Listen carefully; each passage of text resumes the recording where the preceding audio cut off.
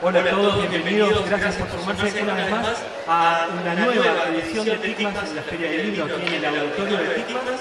Comenzamos la transmisión, comenzamos estas jornadas de encuentros, de entrevistas, de diálogos. Vamos a tener muchísimo contenido a lo largo de estos 21 días de feria, con ciclos de educación, ciclos de aprendizaje, formación docente. Vamos a tener una cantidad de propuestas educativas aquí y tenemos el honor de comenzar la primera charla del primer día con el ministro de Educación del Uruguay, Pablo de Silveira. Pablo, muchísimas gracias por estar aquí en el auditorio de TICMAS. Un gusto, me encanta esta feria, vengo siempre que puedo y cuando más actividades haya para hacer, más lindo para. Pablo, antes de comenzar y meternos un poco en lo que tiene que ver con la gestión, una pregunta para hacer. Usted es doctor en filosofía. ¿Cómo se vive la filosofía y la gestión, que a priori parecerían ser, no digo agua y el aceite, pero no tan complementarias? Bueno, son reencarnaciones sucesivas. Hubo una reencarnación anterior en la que yo era un profesor universitario que se dedicaba a investigar, a escribir y a dar clases. Y hace ya unos cuantos años que empecé a involucrarme en el entorno del actual presidente de la República de Uruguay, de Luis Lacalle Pou, ya en las elecciones anteriores, que fue la primera vez que él se presentó. Y una vez que ganamos estaba claro que a mí me iba a tocar esta responsabilidad y, para decirlo corto, son incompatibles, digamos. Son dos actividades que exigen un grado de concentración y una entrega y un esfuerzo tan grandes que es una ficción pensar que uno va a poder hacer bien la parte de gestión mientras sigue leyendo filosofía. Espero retomarlo una vez que se termine el periodo de gestión. ¿Qué hacía de filosofía? ¿En quién se había especializado? No en un autor, me dedicaba a temas de filosofía política y en particular durante muchos años trabajé en lo que académicamente se llama gobierno de la educación, que es justamente cómo traducir las preferencias de los ciudadanos y el proceso de decisión democrática en instituciones que sean capaces de gobernar la educación y de desarrollar políticas para la educación. Uruguay tiene como mascarón de proa desde hace muchísimos años el plan Ceibal, o Ceibal ahora, sin el plan, ¿no? Ha sido siempre un modelo que creo que toda la región lo miró para estudiar, para aprender y también como para compararse. Ahora ustedes están planteando una educación integral que vaya desde nivel inicial hasta la salida del último año del secundario. ¿Cómo se va a medir? ¿Cómo lo van a proponer? Y además, en educación, a 18 años, ustedes ya no van a estar en el gobierno. ¿Cómo van a continuar esas políticas con los estudiantes que comienzan? Bueno, empezando por Ceibal. Sí, Ceibal efectivamente es tal vez la experiencia más emblemática que el Uruguay tiene en materia educativa hace años.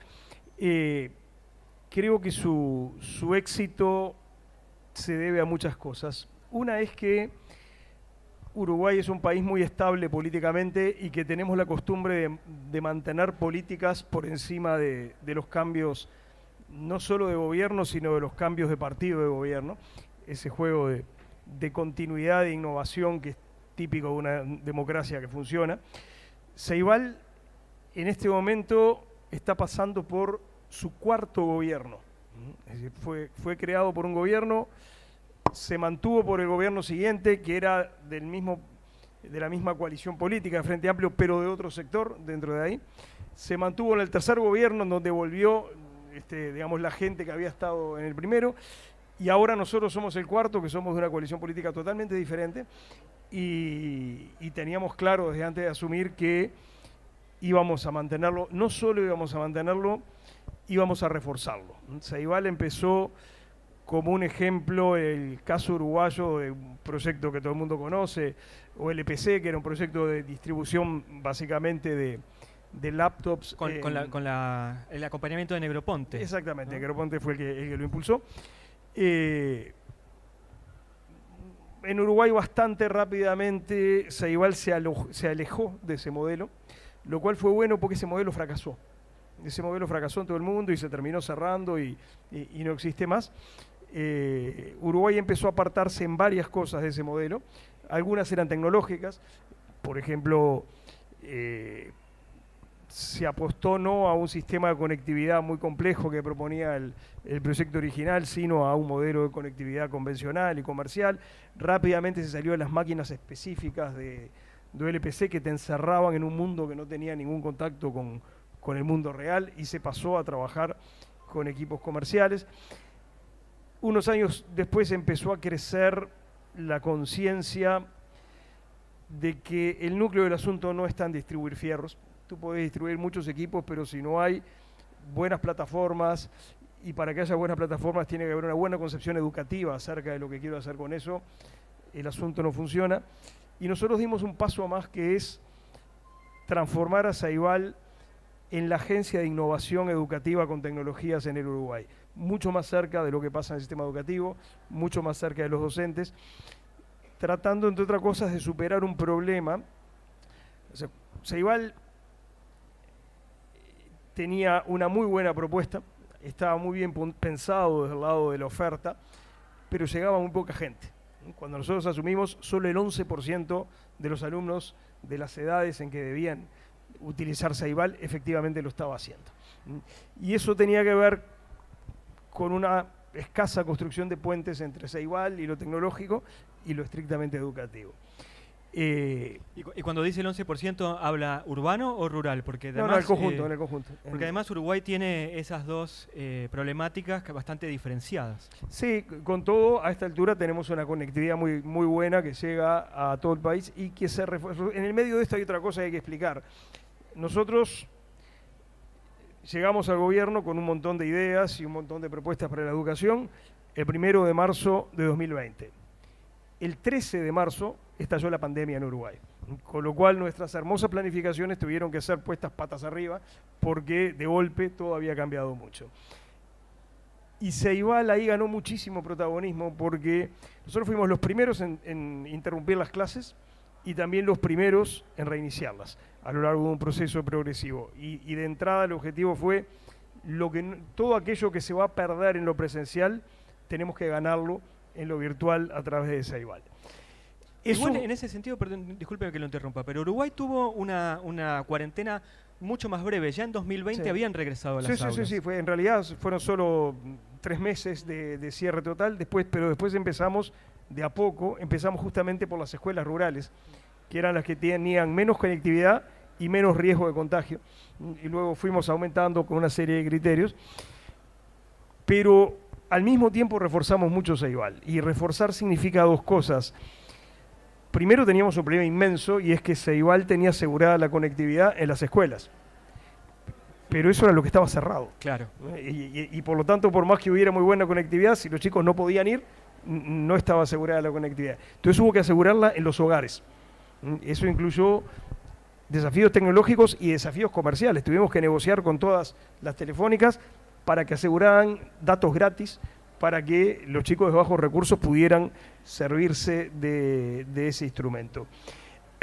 Y luego hubo realmente un factor que no es mérito del gobierno ni de las autoridades educativas, es mérito de los uruguayos. Los docentes, los alumnos, las familias se volcaron masivamente a Ceibal. En cierto momento la cantidad de gente que usó Ceibal se multiplicó por 11. Eso significó un desafío tecnológico muy grande de reforzar servidores y un montón de estructuras para resistir esa ola de demanda que era enorme y que hasta ese momento no había pasado. Y además de eso se agregaron productos nuevos, se crearon muchas mesas de consulta y de apoyo porque teníamos muchos maestros y docentes que no estaban familiarizados con Ceibal y que de golpe empezaban a usarlos y tenían unos costos de aprendizaje personal altísimos, porque no está fácil, porque nunca les habían dado algunas orientaciones generales. Una cosa que nos pasó, por ejemplo, hubo una ola de agotamiento docente. Y cuando les preguntabas por qué, te decían, porque me paso contestando consultas de alumnos desde las 7:30 de la mañana hasta las 10 de la noche. Bueno, lo primero que te enseñan cuando vas a manejar instrumentos de educación virtual es poner horarios para consultas, porque si no te quedas sin vida. Y eso lo fueron aprendiendo por el método duro, enfrentándose. Entonces reforzamos mucho las mesas de apoyo, las mesas de consulta. ¿Y la formación docente? Recuerdo que en Aquí está Astrid con nosotros, que se encarga de ABP. ¿Fue 2021 que fuimos al Uruguay o 2022? 2022, gracias. Y ahí nos contaban que había un gran plan de formación docente en Ceibal. Bueno, lo hay. Ahora, todo esto que estamos hablando era escenario pandemia, donde tuvimos que hacer todas estas cosas muy rápido, muy sobre los hechos, y postergando algunas de las decisiones que teníamos planificadas en materia de transformación educativa. Después fuimos progresivamente pudiendo iniciar las acciones de transformación y por supuesto las aceleramos mucho cuando salimos del escenario de pandemia. Y ahí voy a tu pregunta. Nosotros estamos impulsando una transformación educativa que tiene 4 grandes ejes.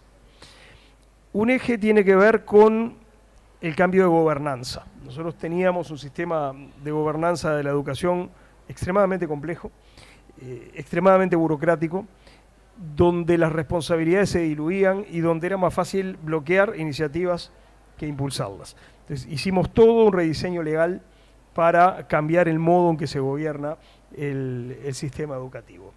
Eso está hecho, se está funcionando así y hay buenos resultados. Un segundo eje tiene que ver con el funcionamiento de los propios centros educativos. Nosotros tenemos una tradición muy centralista, muy dirigista, con muy pocos espacios de autonomía pedagógica en las escuelas, en los liceos, y por lo tanto con muy poco espacio para el ejercicio del liderazgo pedagógico por parte de los equipos de dirección. Bueno, estamos ensayando un nuevo tipo de modelo de funcionamiento de los centros educativos, que lo estamos haciendo en particular en la educación media. Empezamos con unos pocos para ir probando, lo estamos extendiendo y tiene una serie de características. Algunas tienen que ver con los alumnos, tiempo extendido, 3 comidas por día, mucho tipo de apoyo, y otro tiene que ver con los docentes y los equipos de dirección, mucha estabilidad del equipo docente, mucha capacidad de liderazgo por parte de los equipos de dirección de cada centro. Entonces, gobernanza, modelos de gestión. El tercero es el cambio curricular, y estamos impulsando un gran cambio curricular que tiene muchas cosas, pero yo diría hay 2 grandes novedades para Uruguay. La primera es que pasamos de un enfoque contenidista a un enfoque de competencias. Estábamos muy atrás en esto, incluso, digamos, había situaciones incongruentes. Como todo el mundo usábamos las pruebas PISA como un buen instrumento para evaluar cómo nos vamos, pero las pruebas PISA están diseñadas en términos de competencia y nosotros no estábamos enseñando en términos de competencia. Bueno, ahí nos ajustamos un poco a lo que son las prácticas predominantes en el mundo. ¿Ahí entra STEM? Ahí entra STEM, entre otras cosas.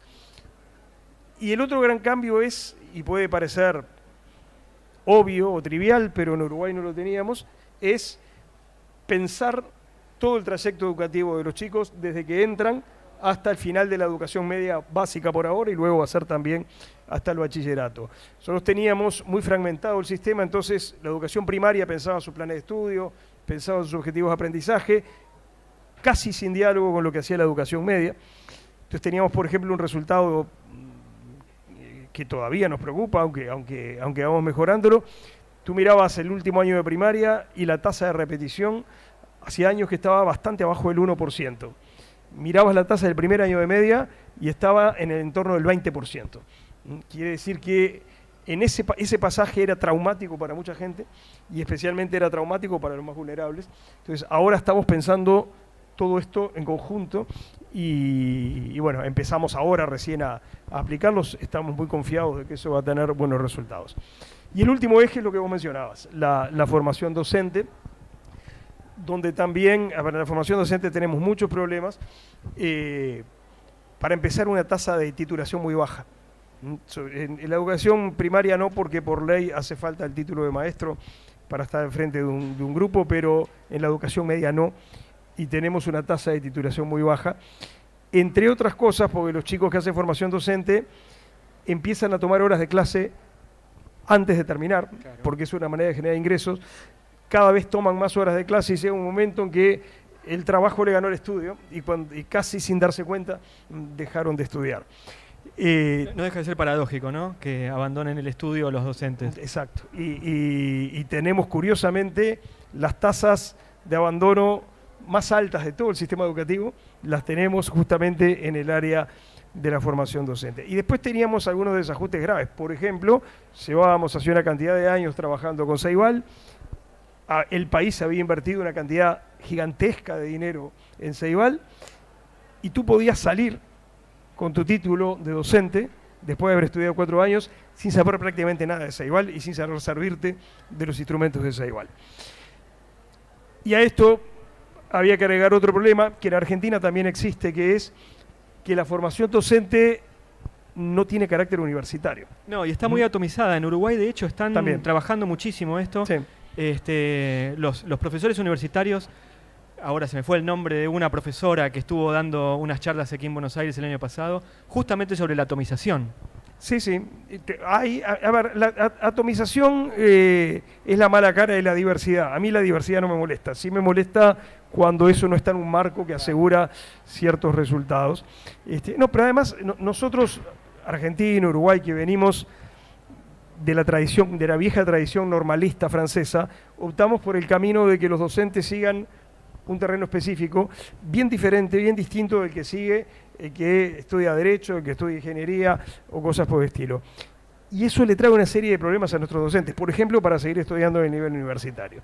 Entonces estamos haciendo un gran cambio de la formación universitaria, de la formación docente, que incluye mucho más convergencia con lo que pasa en las aulas. Por ejemplo, ahora hay que formarse sí o sí en todos los instrumentos digitales que ofrece Ceibal, fortalecer algunas áreas básicas en las que estábamos débiles, lengua materna, matemáticas. Luego estamos también cambiando todo el currículum y cambiando la estructura misma de la carrera, y la idea es que al final de eso tú salís con un título con reconocimiento universitario. Entonces estamos tratando de fortalecer la formación docente, de dignificar la formación docente y al mismo tiempo de actualizarla y de ponerla más en sintonía con lo que es el funcionamiento del sistema. Le hago la última pregunta, ya estamos llegando al final del encuentro. Pablo, muchas gracias por el tiempo que nos dio. ¿Cómo es el perfil del estudiante egresado del secundario, del liceo, en el caso de Uruguay? ¿Cómo es el perfil que ustedes esperan fomentar con la transformación curricular? Bueno, primero estamos girando hacia un enfoque de competencias y ahí hay algunas cosas que nos resultan fundamentales.